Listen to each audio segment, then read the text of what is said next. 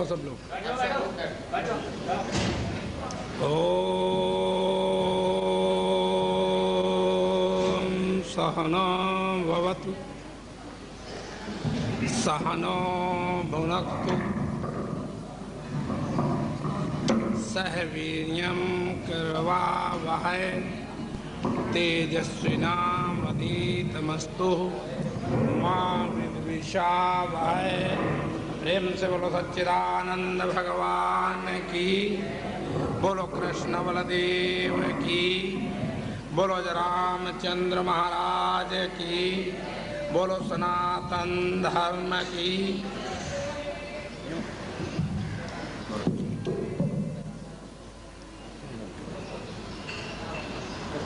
जय सतगुरु दीन दयाल हरे,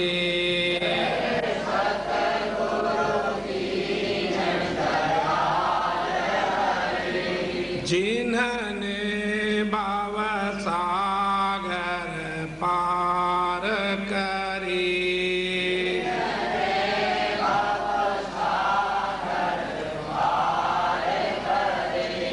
जब सुने ज्ञान के वचन भरे,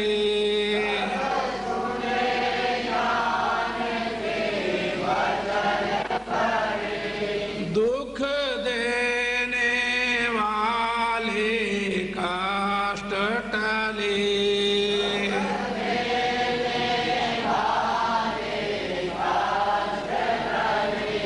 जय सतगुरु दीन दयाल हरे।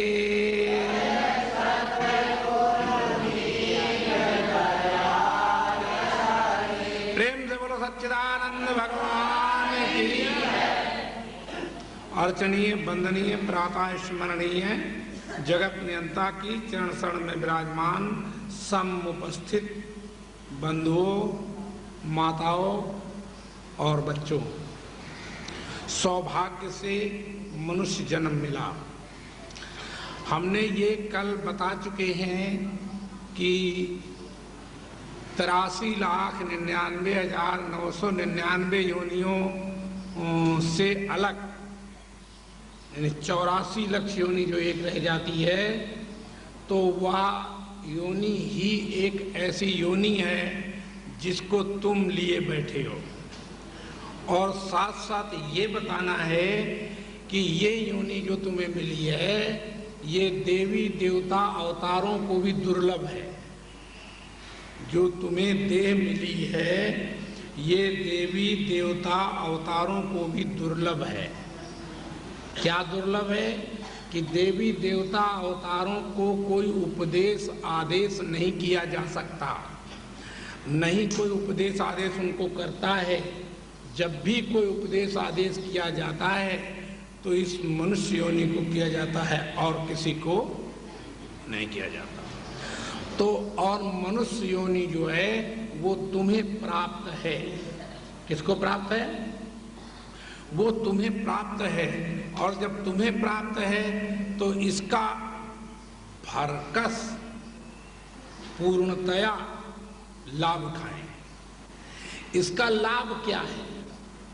कुछ लोग इसका लाभ समझते हैं कि धन मिल जाए तो हमारा कल्याण हो गया, लाभ हो गया। पत्नी मिल जाए, पुत्र मिल जाए, विद्या मिल जाए, अधिकार मिल जाए, दुनिया के पदार्थ प्राप्त हो जाएं तो हमारा कल्याण हो जाएगा। लेकिन प्रिय बंधुओं, इन सब वस्तुओं व्यक्तियों से, ऐसे कहिए, अपने से अलग,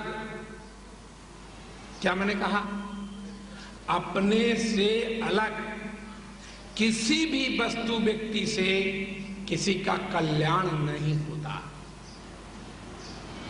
अपने से अलग चाहे कोई राम हो अथवा श्याम हो अथवा अल्लाह हो अथवा गॉड हो अथवा ईश्वर हो अथवा कोई आत्मा परमात्मा हो, अगर कोई तुमसे अलग है तो उसके मिलने से कल्याण नहीं होता। पूछा जाए क्यों नहीं होता? इसलिए कि वह वस्तु पहले तुम्हें प्राप्त नहीं है और जो वस्तु पहले प्राप्त नहीं होती और बाद में मिलती है तो वह कालांतर में छूट जाती है, तो उससे पूर्ण कल्याण नहीं होता। कल्याण तो यूं जैसे कोई भूखा हो, रोटी दे दो तो उसका ऐसा लगता है थोड़ी देर के लिए कि मेरा कल्याण हो गया, लेकिन कल्याण नहीं होता। 6 घंटे 5 घंटे के बाद फिर से भूख लगती है, तो इसलिए वो कल्याण नहीं। कल्याण उसे कहते हैं जहां पर पाना खोना, यानी कुछ पाने की इच्छा और कुछ खोने की इच्छा न रहे, उस जगह का नाम कल्याण है। किस जगह का माने किस चीज का कल्याण? माने मनुष्य जीवन का जो कल्याण है वह किसे कहते हैं? जहां हमें कुछ पाना और खोना शेष न रहे, न तो कुछ छोड़ना शेष रहे और ना ही कुछ पकड़ना शेष रहे, तो उसको कल्याण कहते हैं। लेकिन आज के संत नहीं, लाखों वर्षों से संतों महात्माओं ऋषि मुनीश्वरों से और तमाम बुद्धिजीवियों से, विद्वानों से, ऋषि मुनीश्वरों आदि से हम यही सुनते आए हैं कि काम क्रोध लोभ मोह मारो, त्यागो। क्या मारो?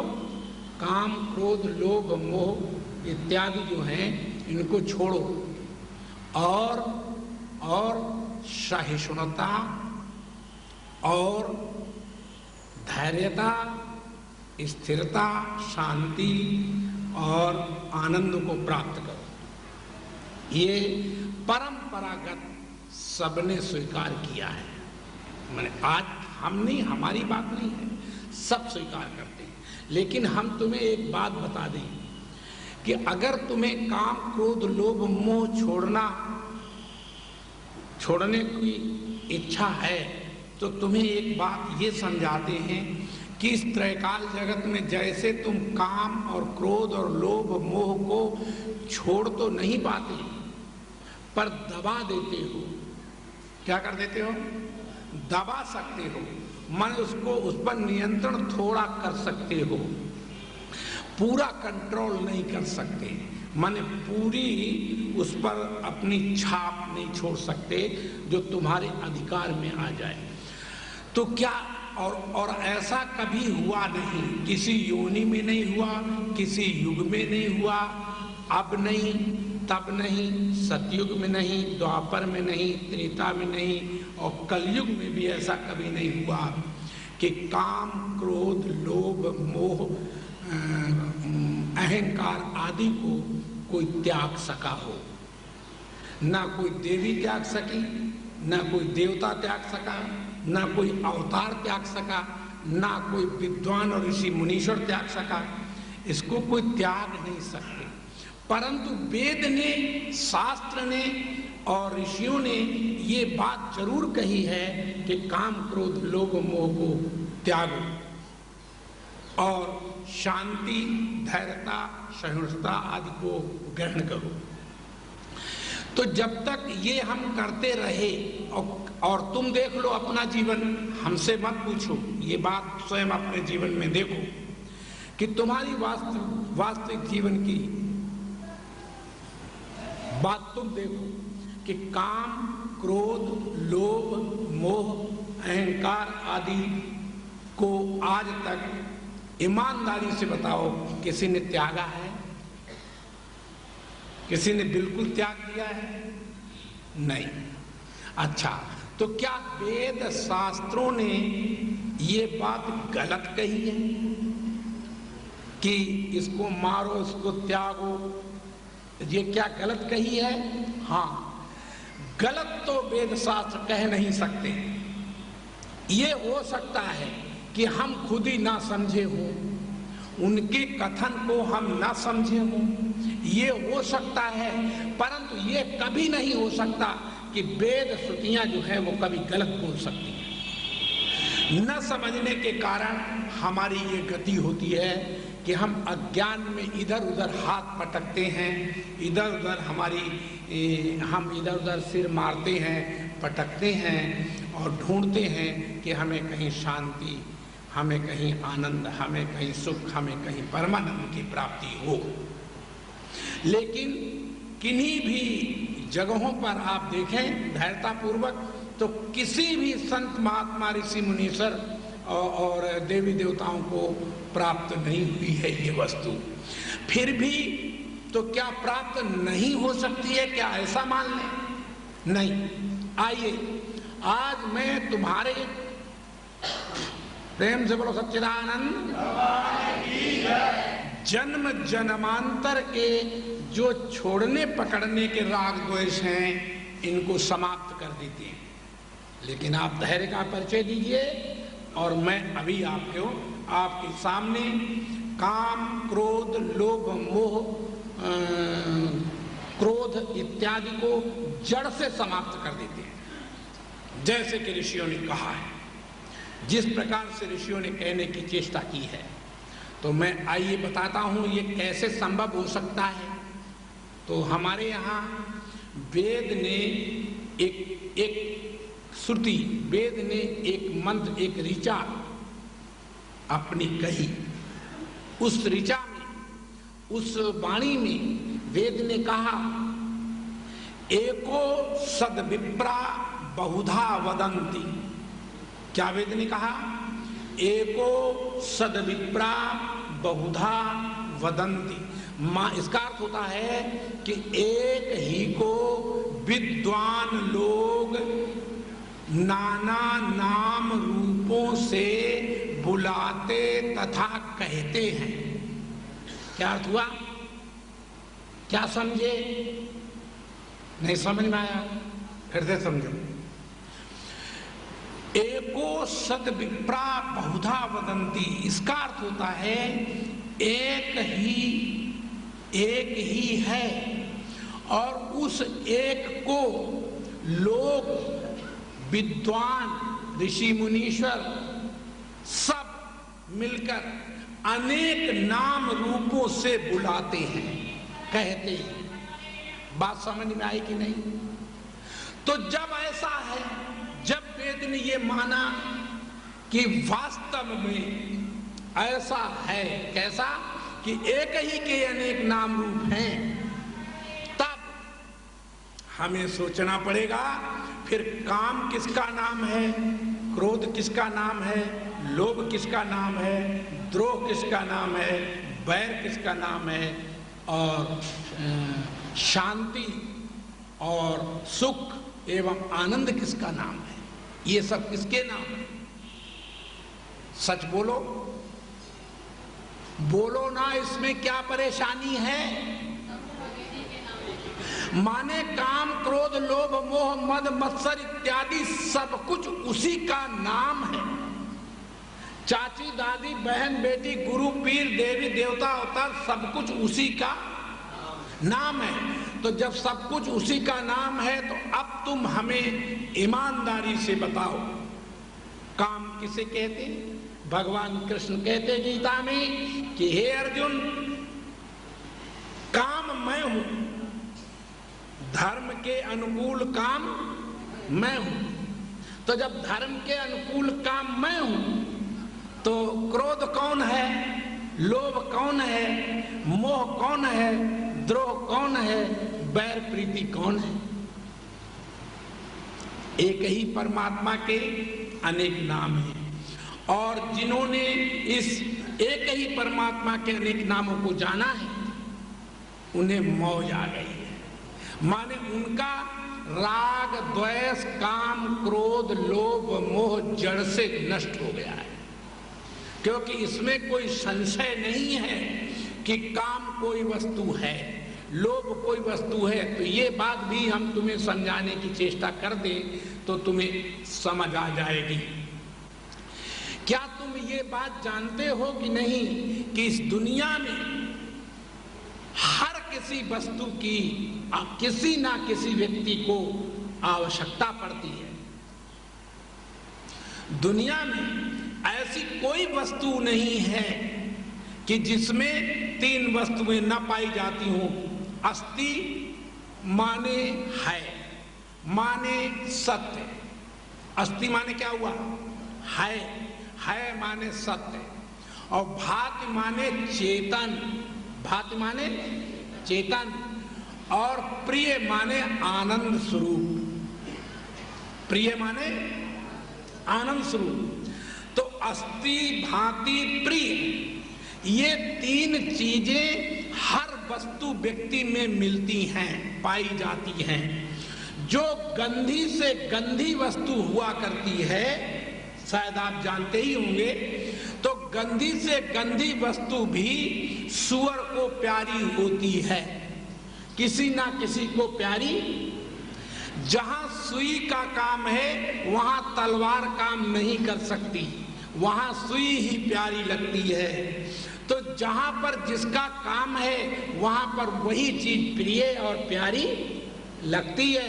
तो जब आप समझ गए होंगे कि दुनिया में जब ऐसा है कि सब चीज प्यारी है, किसी ना किसी को प्यारी है, तो जो हमारे और तुम्हारे और जगत में जो प्रियता, जगत में जो स्थिरता, जगत में जो एकता, या हम किसी से मिलना चाहते हैं, किसी को देखना चाहते हैं, किसी को समझना चाहते हैं, किसी को जानना चाहते हैं, इसका क्या अभिप्राय है? इसका क्या अभिप्राय है? माने हम सबकी बात सुनना चाहते हैं, सबको देखना चाहते हैं, सबको समझना चाहते हैं, और यहाँ तक सबसे हम चाहते हैं कि हमारा ध्यान रखना। क्या रखना? हमारा ध्यान रखना, हमारे मकान का ध्यान रखना, हमारी वस्तु व्यक्ति का ध्यान रखना, ये सब ध्यान भी हम मांग रहे हैं। इसका कारण क्या है? बता सकते हो? अर्थात नहीं कि बता सकते? हाँ बोलो। अच्छा, लेकिन प्रिय आदमी, प्रिय बंधुओं, स्वार्थ क्या है? तुम स्वार्थ किसे कहते? स्वार्थ साच जीव काया, मन क्रम बचन राम पद नेहा। स्वार्थ के विषय में तो तुलसीदास ने लिखा कि स्वार्थ तो सत्य यह है कि मन क्रम वचन से परमात्मा एक को जाना जाए, बस, और कुछ नहीं, और कोई स्वार्थ नहीं। तो समझना यह है कि हर वस्तु, हर व्यक्ति, हर नाम रूप के अंदर एक ही वस्तु जो यत्र तत्र सर्वत्र है, जिसके सब अनेक नाम रूप हैं, उसी वही वस्तु सब रूपों में विद्यमान है। तो मेरे में भी वही विद्यमान है, और तुम्हारे और सब में वही विद्यमान है। तो वो जो वस्तु है वह मेरी वस्तु तुम्हारे में है, वस्तु व्यक्तियों में है। इसलिए हम हर वस्तु से मिलना चाहते हैं कि चूंकि वो हम ही हैं, वो और कोई दूसरा। तो बोलो, जब तुम किससे मिलना चाहते हो तो तुम्हें लगता होगा शायद वो कोई दूसरी वस्तु होगी, कोई ऐसी जगह होगी कि जिसके लिए हम भाग रहे हैं। इसीलिए ऋषि महात्माओं ने एक बात कही है, इसीलिए ऋषियों ने ये बात कही है कि मनक्रम वचन से जो परमात्मा को जान लेता है वह इस जीवन में आकर कृत्य धन्य हो जाता है। क्या हो जाता है? कृत्य धन्य हो जाता है।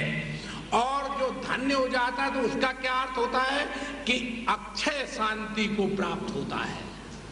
अक्षय शांति प्राप्त करने का अभी अभी हमने तुम्हें एक सिद्धांत बताया कि अक्षय शांति कैसे प्राप्त होती है।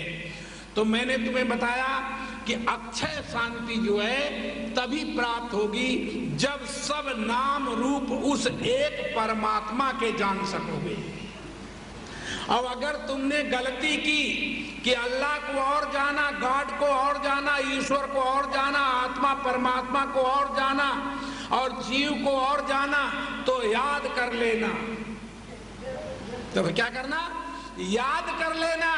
तुम अशांत रहोगे, व्यसनी रहोगे, कामी रहोगे संसार में। तुम परमात्मा तक नहीं पहुंच पाओगे, शांति प्राप्त नहीं कर सकते। शांति प्राप्त तभी हुआ करती है आइए हम आज शांति प्राप्ति के लिए तुम्हें एक शब्द बता दें। प्रेम से बोलो सच्चिदानंद। शांति परमानंद कोई देवी नहीं दे सकती, कोई देवता नहीं दे सकता, कोई गुरु पीर नहीं दे सकता, कोई तुमसे अलग व्यक्ति नहीं दे सकता। अगर शांति चाहिए हो, आनंद चाहिए हो किसी को, तो उसके लिए क्या करना पड़ता है? उसके लिए एक वस्तु करनी पड़ती है। क्या? और तुम देख लो कि 24 घंटे हर आदमी कर रहा है, मन रास्ता वही चल रहा है, रास्ता उसकी दूसरी नहीं है, लेकिन वो जानता नहीं, अज्ञान में यात्रा कर रहा है। और जब अज्ञान में यात्रा करेगा या अज्ञान में तलवार चलाएगा तो हो सकता है वो अपने को ही काट ले, अपने वालों को ही काट डाले, ये हो सकता है।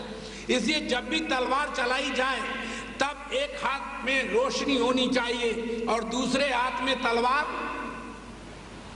बोलो, और कहीं अंधेरे में तलवार चली तो अपने को ही काट सकते हो। इसलिए मैं तुमसे ये बात कह रहा था कि इस संसार में आए हो तो हम तुम्हें परम शांति के निकट पहुंचाने के लिए, यद्यपि तुम्हारा प्रयास रोज प्रतिदिन प्रतिक्षण यही चल रहा है, परंतु तुम अज्ञान में बढ़त रहे हो, इसलिए होश नहीं है, तुम्हारा होश गुम गया है। क्या गया है? होश गुम गया है। तो होश कैसे करें? तो आइए हम शांति आपको देते हैं और सदा शांति तुम्हारे पास रहेगी। और देखो, बता देते हैं, नहीं तो तुम समझ ना पाओ, हम नहीं जानते, फिर भी मैं तुम्हें समझाने की चेष्टा कर रहा हूं। सुनिए, किसी भी वस्तु व्यक्ति को देखने पर, भोगने पर, मिलने पर या उसको प्राप्त करने पर हम उस वस्तु को प्राप्त करके उसमें चिपटे नहीं रह सकते, कुछ ही देर उससे चिपटे रह सकते हैं, तदनंतर हम उसे हटाओ कह देते हैं। ऐसा कोई पदार्थ तुमने देखा है? ऐसे कोई राम और कृष्ण तुमने देखे हैं? ऐसा कोई ब्रह्मा विष्णु शंकर तुमने देखा है? ऐसा कोई गुरु पीर या पत्नी पुत्र देखा है कि जिसको तुम पकड़ लो और फिर छोड़ो मत? ऐसा कोई पदार्थ तुमने देखा है कि जो पदार्थ संसार में तुम्हें मिले और तुम उसको त्यागो? ऐसे ना कहो, त्यागो नहीं माने हटाओ ना कहो, और उसे पकड़े रहो, देखते रहो। जैसे उदाहरण लीजिए कि दुनिया के प्राणियों में जब पूछा, मनुष्यों में पूछा जाता है कि अरे मानो तू बता, सच बता, बोले क्या, ये शांति कैसे मिलती है? तो हमारे ऋषियों ने शास्त्रों में बताया कि शांति मिलती है जब तुम्हारे मन की चाही हुई वस्तु मिल जाती है तो तुम्हें एकदम शांति मिलती है। क्या मिलती है? तुम्हारे मन की चाही, लेकिन शांति नहीं है वो टेम्परेरी शांति है। शांति कहाँ मिलती है? तब बताता हूं। तुम्हारे मन की चाही वस्तु मिली तो मिलकर के तुमने जब उसको हाथ में ले लिया, पकड़ लिया, तो इसके बाद फिर देखिए ये 3 वृत्तियां आती हैं, वो आगे चल के बताएंगे। प्रिय, मोद, प्रमोद, ये 3 वृत्तियां हैं आनंद की। किसकी? आनंद की।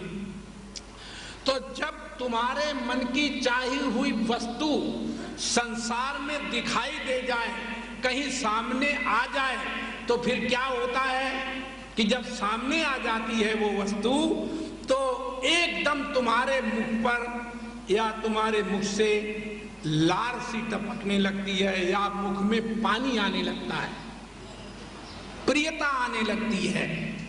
और उसी वस्तु को जब आप हाथ में उठा लेते हैं, जब हाथ में पकड़ लेते हैं तो मोद आने लगता है। और जब उस वस्तु को हम भोगने लगते हैं तो फिर भोगने पर प्रमोद वृत्ति का प्राकट्य हो जाता है।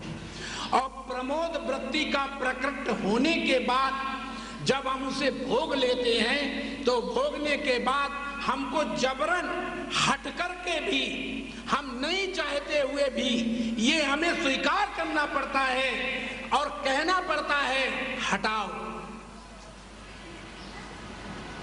बोलो, राम दशरथ को मिले लेकिन हटाओ कहा कि नहीं? माता कौशल्या को राम मिले, लेकिन सच बताओ, वो जब राम को चूम रही थी तो क्या चूमते हुए फिर मुख को नहीं हटाया? हटाना पड़ा। हटाओ, हटाओ माने होता है उस वस्तु से वैराग्य। क्या होता है? उस वस्तु से हमें वैराग्य हो जाता है, और जब वैराग्य होता है तो वैराग्य के बाद यह नियम है वेदांत सिद्धांत में, शास्त्रों का यह नियम है कि जब हटाओ हम कहते हैं, जिस वस्तु से वैराग्य होता है, वैराग्य के बाद हमारी मन स्थिति जो है स्थिर और शांत हो जाती है, माने हमको तुरंत शांति मिलती है। कब मिलती है शांति? जब हम रोते रोते थक जाते हैं, हंसते हंसते थक जाते हैं, भोगते भोगते थक जाते हैं, तब हम कहते हैं हटाओ। क्या कहते हैं? जब हम बढ़िया बढ़िया वस्त्र धारण करते हुए थक जाते हैं, माने बढ़िया वस्त्र जब धारण करते हैं तो ऐसा लगता है कि शायद ये हमें बड़ा आनंद देगा, बड़ा सुख देगा, लेकिन सुख लेते लेते जब तुम थक जाते हो तो क्या पाते हो? जानते हो क्या पाते हो? जब आप थक जाते हैं तो उससे तुम्हें ये कहना पड़ता है हटाओ। क्या कहना पड़ता है? हटाओ। तो जब तुम हटाओ कहते हो तो हटाओ कहने के तुरंत बाद ये वास्तविक नियम है कि हटाओ कहने के बाद तुरंत वह वस्तु, कौन वस्तु? जिसकी तुम्हें हर जन्म में तलाश थी, वह वस्तु तुम्हारे सामने आ जाती है। मान जिसका नाम है शांति, शांति, शांति। कौन वस्तु आती है? शांति। कोई देवी देवता अवतार नहीं दे सकते, शांति कोई पद पदार्थ नहीं दे सकता। शांति देता है हटाओ शब्द। हटाओ माने वैराग्य, हटाओ माने वैराग्य। और जब हटाओ कहते हो तो आता है वैराग्य, और वैराग्य के आने के बाद आती है स्वयं शांति, जो अपने पास है पहले ही, परंतु हम उसे जानते नहीं। तो जब हटाओ कहने शांति प्रकट हुई तो इसके बाद क्या होता है कि जो हमारा अपना आपा तुम्हारे से और हमारे और सब में एक सा व्याप्त है, जैसे चाची, दादी, बहन, बेटी, अम्मा इत्यादि एक ही स्त्री के ये नाम है कि अनेक स्त्रियों के नाम है। एक ही स्त्री के नाम चाची, दादी, बहन, बेटी, गुरु भी, गुराइन भी बन जाती, गुरु भी बन जाती, सब ये नाम किसके हैं? एक ही के हैं। तो जब भी हमने कोई नाम बुलाया तो उसी एक को बुलाया, तो वो जो एक है वो मेरे अंदर से लेकर तुम्हारे अंदर तक सारे विश्व में परिपूर्ण है। क्या है? सारे विश्व में परिपूर्ण है। तो जब सारे विश्व में परिपूर्ण है तो केवल वही एक वस्तु है जो सबसे ज्यादा प्यारी, सबको प्यारी, सब जगह प्यारी है। उसी वस्तु के कारण हम किसी पत्नी की ओर, पुत्र की ओर, किसी स्त्री लड़के बच्चों की ओर, किसी पद पदार्थ की ओर खिंचते चले जाते हैं। तो उसका कारण ये नहीं है कि तुम रूपवान हो, सौंदर्यवान हो, गुणवान हो, धनवान हो, विद्वान हो, इसलिए हम खिंच रहे हैं तुम्हारी तरफ। ये इसका कारण नहीं है। इसका कारण है कि हमारा जो अपना, हमारे अंदर से लेके तुम्हारे अंदर तक जो विद्यमान है वो सब में विद्यमान है। उसी के नाते, माने हम अपने नाते हम आपको चाहते हैं। और जब हमारा तुम्हारे में मालूम नहीं पड़ता, तब हम तुम्हारे शरीर को अग्नि में जलाकर फूंक देते हैं। प्रेम से बोलो सच्चिदानंद। बात समझ में नहीं आई कि आई? याद रखो, जब तक तुम्हारे अंदर मेरा चेतन, जब तक तुम्हारे अंदर मेरा प्रिय, जब तक तुम्हारे अंदर मेरा ज्ञान स्वरूप, आनंद स्वरूप चेतन प्रस्फुरित रहता है, तब तक तुम हमको सब प्यारे लगते हो। चाची, अम्मा, बहन, बेटी, गुरु, पीर, संत, महात्मा और भगवान भी तभी तक प्यारे हैं जब तक उसके अंदर चेतन, आनंद, प्रियता, ये सब चीजें होती हैं। और अगर इस राम कृष्ण ब्रह्मा विष्णु तुम्हारे अंदर से हमारी चेतना, हमारा ज्ञान स्वरूप जो बैठा है वो निकल जाए, तो सच्ची बताओ फिर तुम्हारी क्या गति की जाएगी? फिर धर के हम कहां फूकेंगे, कहां जलाएंगे? सीधे शमशान। और इतना जलाएंगे, इतना जलाएंगे कि तुम्हारी खाक बना देंगे। क्या बना देंगे? माने जब तुम्हें अम्मा प्यारी लगती है तो अम्मा प्यारी नहीं है, गुरु प्यारा लगता है तो गुरु प्यारा नहीं है, राम कृष्ण ब्रह्मा विष्णु अल्लाह गाट प्यारे लगते हैं तो राम कृष्ण अल्लाह गाट प्यारे नहीं हैं। जब तक हमारा वो चेतन, वो आनंद, वो ज्ञान स्वरूप जो परमात्मा बैठा हुआ है जो सब में, वही एक ऐसी वस्तु है जो सब में विद्यमान है और उसी के नाते हम सबको चाहते हैं। प्रेम से बोलो सच्चिदानंद। हम किसी पत्नी, पुत्र और धन, मकान, दुकान के नाते जगत को नहीं चाहते। हम किसी पत्नी, पुत्र, धन, मकान, दुकान या बल, विद्या, अधिकार के कारण किसी को नहीं चाहते। हम जब भी चाहते हैं तो अपने चेतन स्वरूप, आनंद स्वरूप, ज्ञान स्वरूप के कारण तुम्हें सबको चाहते हैं और सारे वस्तु व्यक्ति को।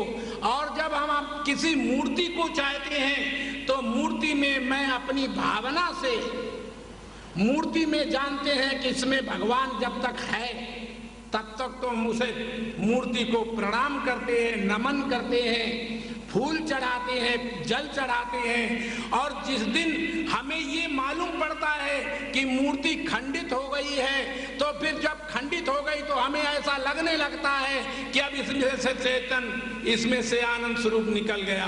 फिर हम उस मूर्ति को उठाकर गंगा या यमुना में विसर्जन कर देते हैं। बोलो, मूर्ति के पूजक हो तुम? बोलो, मूर्ति के हम पूजक नहीं हैं। हम किसी देवी देवता के पूजक नहीं हैं। हम किसी राम कृष्ण ब्रह्मा विष्णु शंकर के पूजक नहीं हैं। हम किसी पत्नी और माता पिता, बंधु भाई, गुरु पीर के पूजक नहीं हैं। हम केवल अपने, जो हमारा अपना आपा, आनंद स्वरूप, ज्ञान स्वरूप, प्रिय स्वरूप सब में है, उसी के पूजक हैं, उसी के नाते सबको चाहते हैं। और जब उसी के नाते हम चाहते हैं तो जानते हो फिर किसी की कोई पूजा नहीं। प्रिय बंधुओं, आज मैं तुम्हारे सामने अपने सत्र का दूसरा दिन और पहली मीटिंग है हमारी। और ये दूसरे जो पहली मीटिंग है, इस मीटिंग के अंदर हम आज आपके सामने सनातन सिद्धांत रख देते हैं। कौन सा सिद्धांत रखते हैं?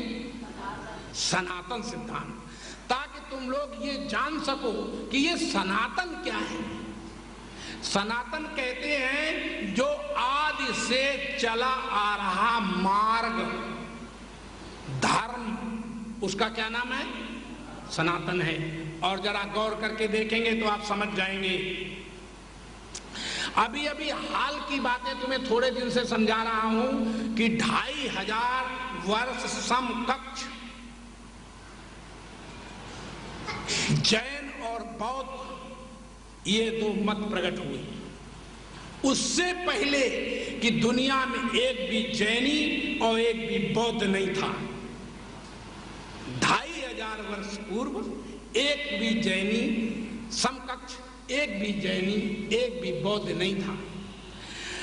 2000 वर्ष के से पहले एक भी ईसाई दुनिया में नहीं था। सुन रहे हो कि नहीं? और 1400 वर्ष पहले मन समकक्ष इधर उधर मिला करके मैं तुमसे कहना चाहता हूं कि एक भी इस भूमंडल में मुसलमान नहीं था। उससे पहले एक भी मुसलमान इस दुनिया में नहीं था। इसी तरह जगत गुरु आदि गुरु शंकराचार्य से पहले 10 नाम सन्यासी नहीं थे। संत तो थे, सन्यासी तो थे, लेकिन 10 नाम सन्यासी न। गिरी पुरी भारती वन आरण्य पर्वत आदि ये सन्यासी नहीं थे। सन्यासी तो थे परंतु ये 10 प्रकार के सन्यासी नहीं थे। ठीक इसी तरह 500 वर्ष के आसपास समकक्ष दुनिया में एक भी सिख नहीं था। 250 वर्ष पहले दुनिया में एक भी आर्य समाजी नहीं था। अभी अभी 70, 80, 50, 60 से पहले एक भी राधा स्वामी, बाल योगेश्वर, निरंकारी आदि कोई नहीं था। उससे पहले कि वो सनातन था, माने सबसे पहले वो सनातन था। तो जो सनातन था उस सनातन को हम भूल गए। हम हैं सनातनी परंतु जानते नहीं कि हम कैसे सनातनी हैं। तो मैं तुम्हें यह समझाना चाहता हूं कि वो जो सनातनी था, तो आइए हम थोड़ा सा और ऊपर उठ करके तुम्हें वहां तक ले चलें जहां से बात फिर शुरू करेंगे। तो वहां पर ले चलने के लिए क्या करेंगे कि सबसे पहले हम आपसे एक बात पूछेंगे कि जब वायु, अग्नि, जल, पृथ्वी और सूर्य, चंद्रमा, विद्युत, आकाश, तारे, राम, कृष्ण, ब्रह्मा, विष्णु, अल्लाह, गॉड, आत्मा, परमात्मा, ईश्वर के नाम रूप नहीं थे, तो उससे पहले एक सत परमात्मा था। नहीं समझ में आया? जब राम, कृष्ण, ब्रह्मा, विष्णु, अल्लाह, गॉड, आत्मा, परमात्मा नहीं था, इनके नाम रूप नहीं थे, तो उससे पहले कि जो नाम रूप से रहित एक सत परमात्मा था। और वो जो सत परमात्मा था उसके विषय में वेद ने कहा, सदैव सोमे दमग्र आसीदेक मेवा अद्वितीयम। वेद ने कहा कि जो सबसे पहले आगे अलग एक सत्स्वरूप परमात्मा था, वो जो सत्स्वरूप परमात्मा था, सत की ये परिभाषा है कि सब चीज बदल जाती है तो उसको मिथ्या कहते हैं, और जिसमें कोई परिवर्तन नहीं होता, बदलता नहीं है, उसको सत्य कहते हैं। तो सत्स्वरूप परमात्मा सबसे पहले नाम रूप से पहले था। और जब ये सृष्टि में नाम रूप फिर नहीं रहेगा, कौन नहीं रहेगा? नाम रूप फिर नहीं रहेगा, तब वह सत्स्वरूप परमात्मा फिर से रह जाएगा कि नहीं रहेगा? रहेगा। तो ये एक नियम है वेदांत सिद्धांत में कि जो वस्तु पहले हो और अंत में रहे तो उसके मध्य में, बीच में और तीसरी वस्तु, दूसरी वस्तु नहीं हो सकती। वही रूप होगा, वही रूप होगा, वही रूप होगा। इसका क्या अभिप्राय हो सकता है या क्या सिद्धांत हो सकता है, तो मैं तुम्हें समझाता हूं। हमारे पास चीनी है। क्या है? चीनी। और दीपावली आई तो हमने उसके हाथी, घोड़े, दुर्गा, गजानन बनवा डाले। बोलो, किसके बनवाए? चीनी के।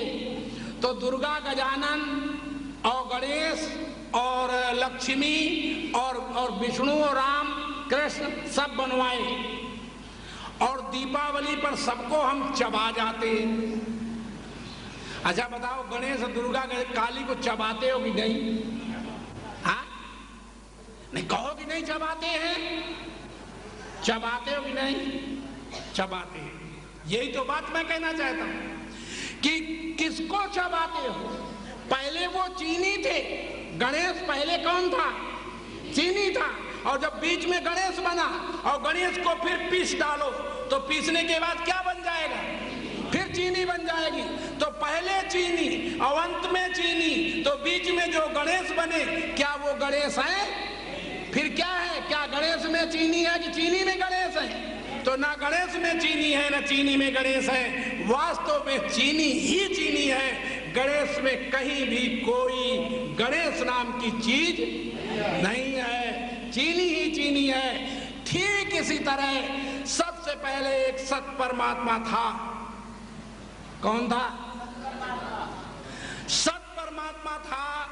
उसी सत परमात्मा जो नाम रूप से रहित था, उसी सत परमात्मा को अल्लाह गॉड, आत्मा परमात्मा, ईश्वर आदि नाम से विद्वान लोग बुलाते कहते हैं।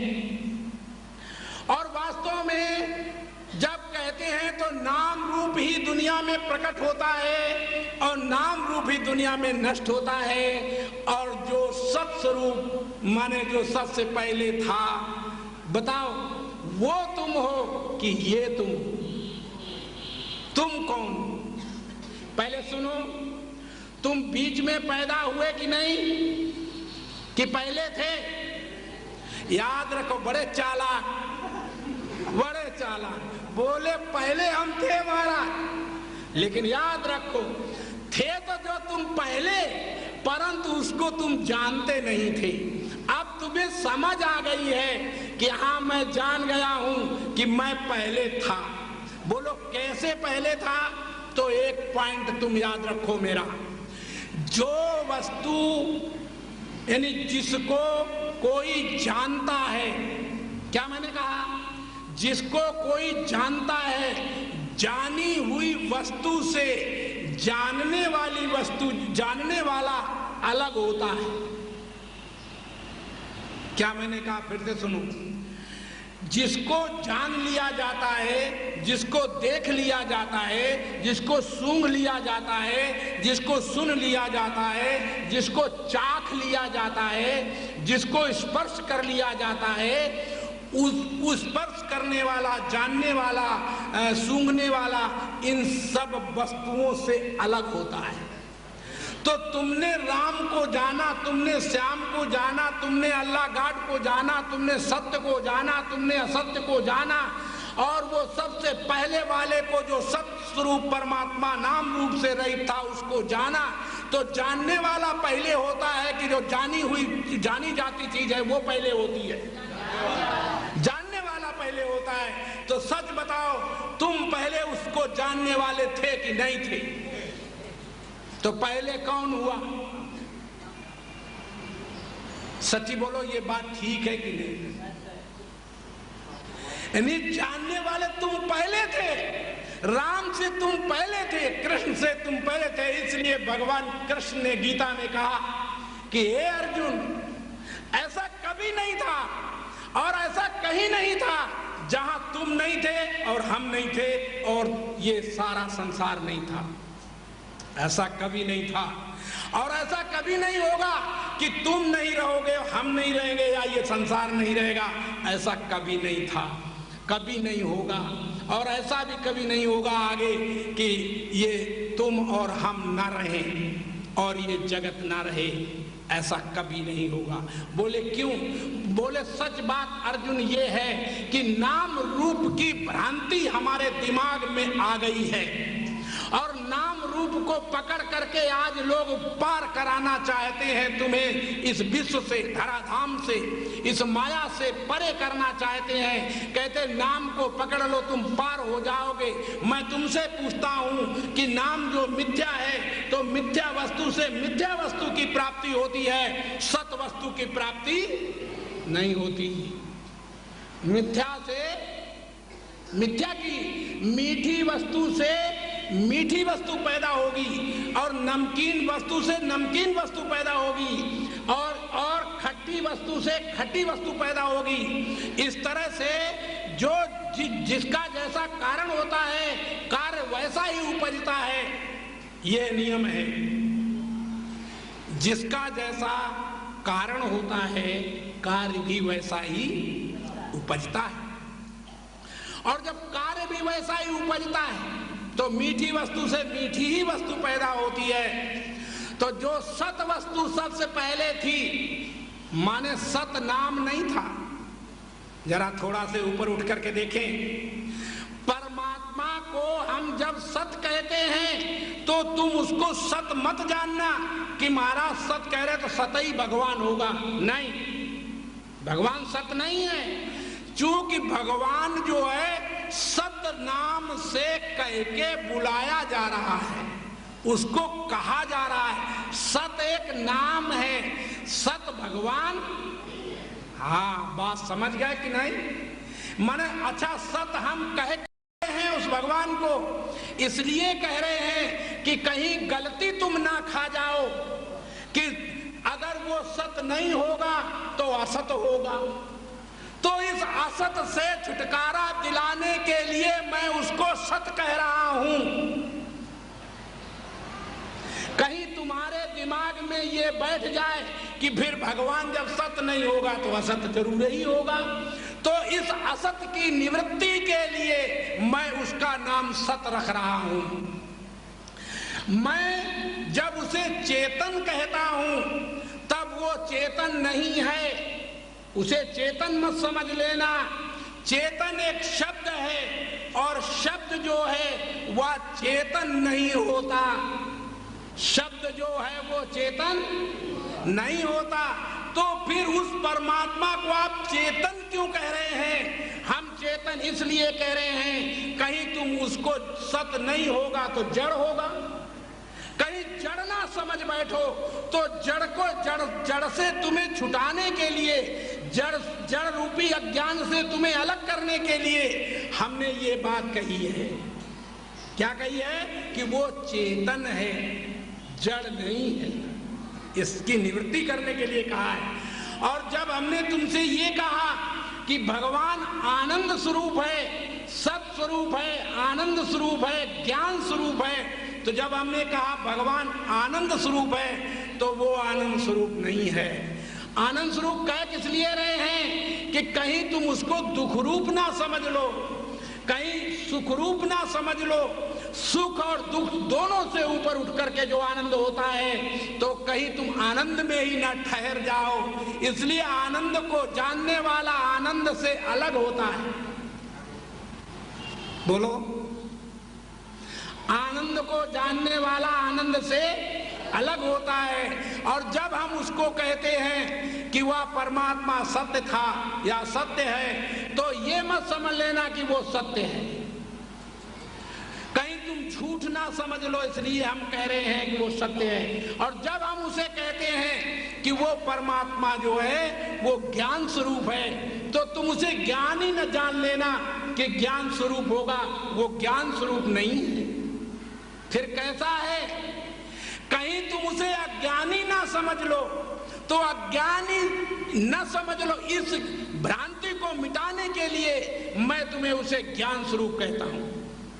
किस लिए कह रहा हूं? कि ये भ्रांति तुम्हारी टूट जाए कि वो कहीं अज्ञानी ना हो।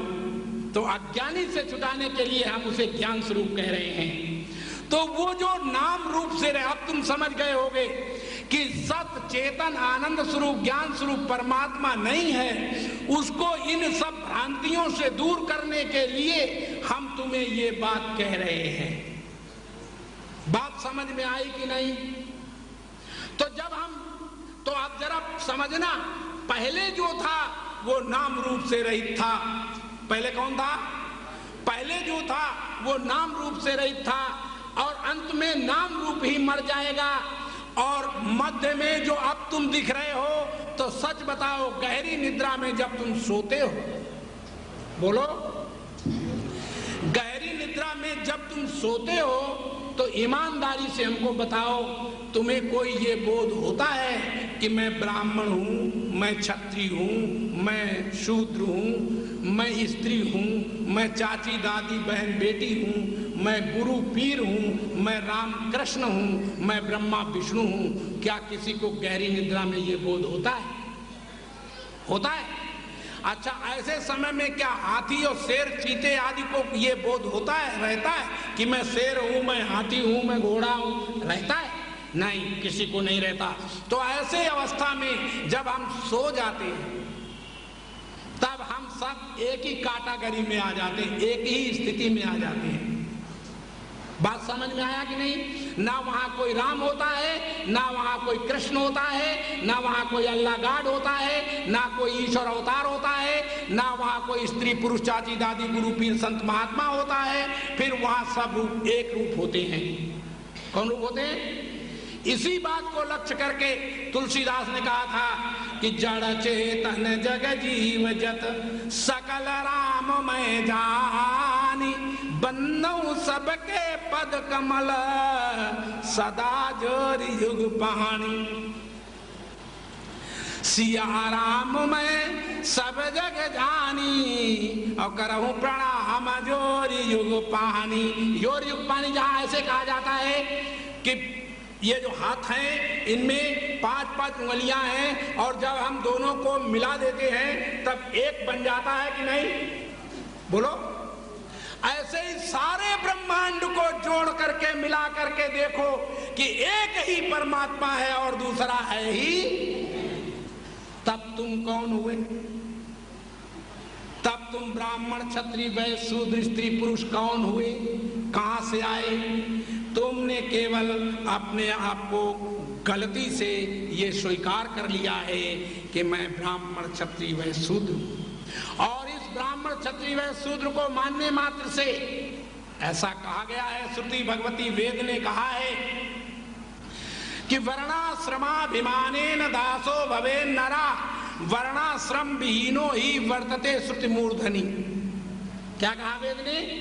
वर्णाश्रमाभिमानेन दासो भवे नरा, वर्णाश्रम विहीनो ही वर्तते श्रुति मूर्धनि। इसका अर्थ होता है कि जो अपने आप को ब्राह्मण क्षत्रिय वैश्य शूद्र मानता है, चाची दादी बहन बेटी गुरु पीर मानता है, संत महात्मा मानता है, विद्वान अविद्वान मानता है, उसके ऊपर राज्य वेद गुरु इत्यादि सबका दंड है। क्या है? राज वेद गुरु इत्यादि सबका दंड है। माने वो क्या करे? वो दंडी व्यक्ति क्या करे जो चाची दादी बहन बेटी अपने को जानता है? वो बिना पूछे, बिना डाउट, बिना किसी के पूछे सबकी सेवा करे। क्या करे? वो सबकी सेवा करे।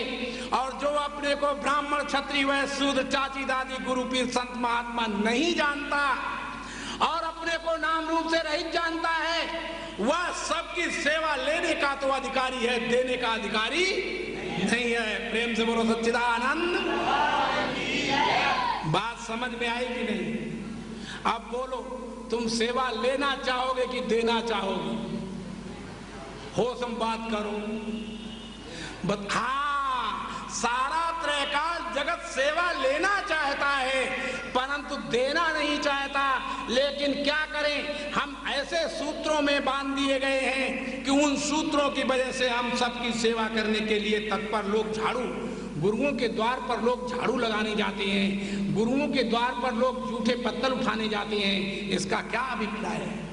भगवान राम ने जो जूठे पत्तल उठाए थे, नहीं, भगवान कृष्ण ने जो जूठे पत्तल उठाए थे यज्ञ में, तो उन जूठे पत्तलों को उठाने का क्या अभिप्राय था कि चूंकि भगवान अगर श्रेष्ठ पुरुष होकर के अगर शुभ कर्म नहीं करेगा तो पथ से भ्रष्ट हो जाएगा, इसलिए आदमी अधर्म करने लगता है तो कम से कम उसे शुभ करने का मौका मिलता है। तो उसने क्या किया?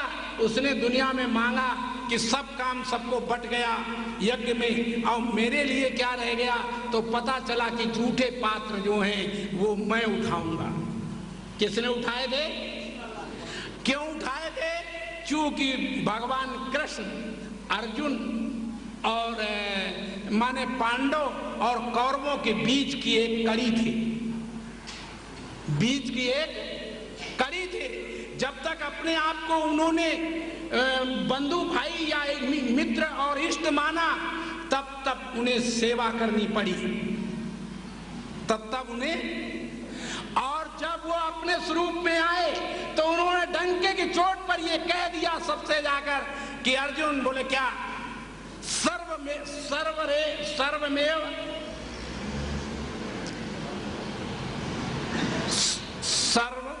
ठहरो, प्रेम से बोलो सच्चिदानंद भगवान की।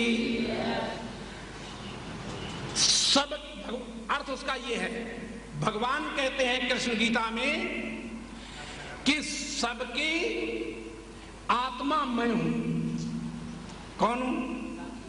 मैं कोई मनुष्य, गोरा काला, बच्चा बूढ़ा, स्त्री पुरुष, सर्वमेव जयते ना, ये मंत्र नहीं है।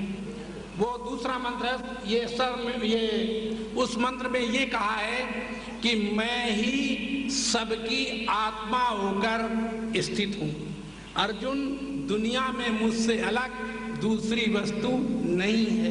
इस मंत्र को समझाते हुए भगवान ने कहा था, मत परतरम नान्य किंचिदस्ति धनंजय, किंचित मात्र है अर्जुन, मेरे अतिरिक्त और कहीं कुछ भी नहीं है। बात समझ में आ रही है कि नहीं?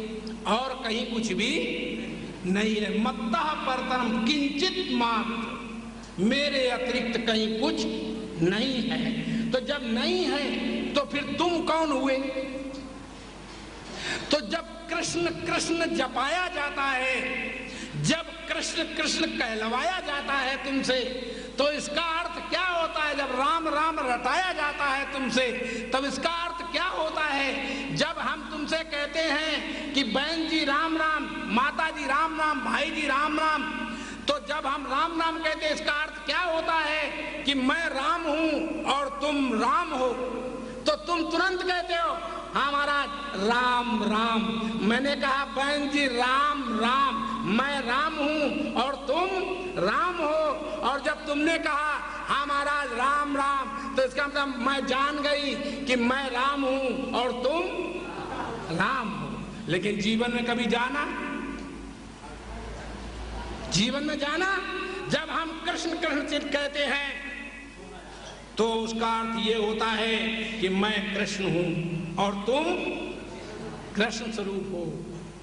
ये नहीं है कि तुम स्त्री स्वरूप हो, वो दादी स्वरूप हो, बहन स्वरूप हो, गुरु स्वरूप हो, संत स्वरूप है। ये जगत का जो खेल है, ये जगत का खेल माया है और जगत का खेल है, ड्रामा है। हम जब अपनी सत्य वस्तु को जान लेंगे तो ये जगत ड्रामा हो जाता है। और जब सत्य वस्तु को जब तक हम नहीं जानते हैं, तब तक ये संसार का खेल जो है वो ड्रामा हमें नहीं मालूम पड़ता। जैसे उदाहरण लीजिए, ड्रामा कब मालूम होगा? जब किसी लड़की से एक लड़का प्यार करता है, छुप छुप के मिलता है और प्यार करता है, और 4-6 साल गुजर जाते हैं तो लड़की और लड़का दोनों आपस में ऐसे मानते हैं, उसका अंतःकरण ऐसा मानता है दोनों का कि मैं पापी हूं, मैं अधर्मी हूं। और उसी लड़की और